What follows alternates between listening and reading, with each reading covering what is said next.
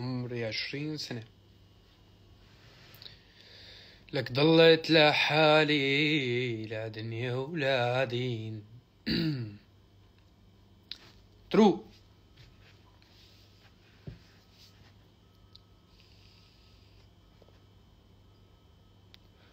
لازم تشعر شعري، هذا مو منظر خالص، مو منظر. ان شاء الله امي ما تكون بالله. امي انا اسف وحياتك. خلاص بكره بتشعر شعري.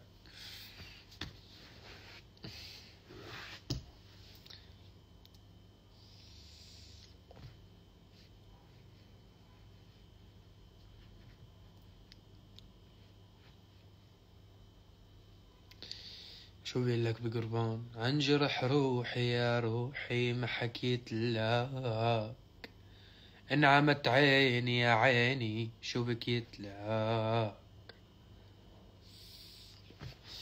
اي والله متحمس لقربان اكتر منكم، يعني متى ما نزلت قربان خلاص حارتاح. صار لي فترة كتير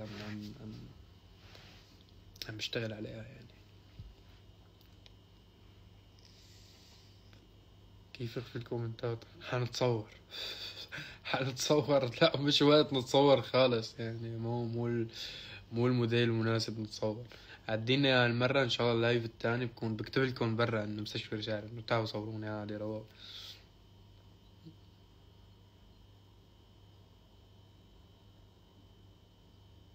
حلو سايبر سوريا، عملوا شي حلو كتير الشباب، بس انا بعيد من هون يعني بصراحة.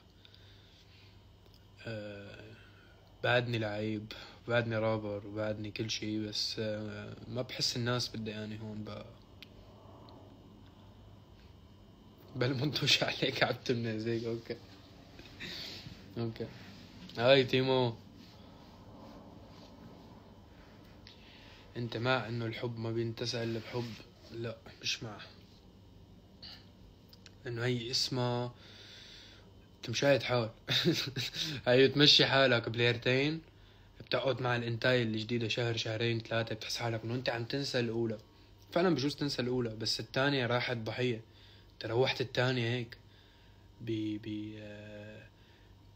لانك انت اناني، بدك تنسى الاولى. فانت شو بتطلع اخر الشي؟ بتطلع بني ادم كتير حقير، انه غلط هذا الحكي.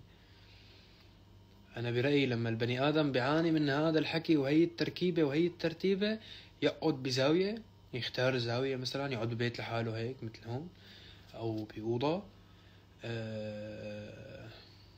وما يقارش حدا، ويراجع أفكاره ويراجع مشاعره ويرتبها مرة تانية من أول وجديد. يعبر بالطريقة اللي بتناسبه، عن طريق رفقة وعن طريق موسيقى وعن طريق رسم أو عن طريق شغل. في ناس بتشتغل بتعبر عن طاقاتها، فأنت اختار الطريقة اللي بتناسبك لتعبر عن الأذى اللي جواك، وخلص يعني اكتفي هيك. هاي ناس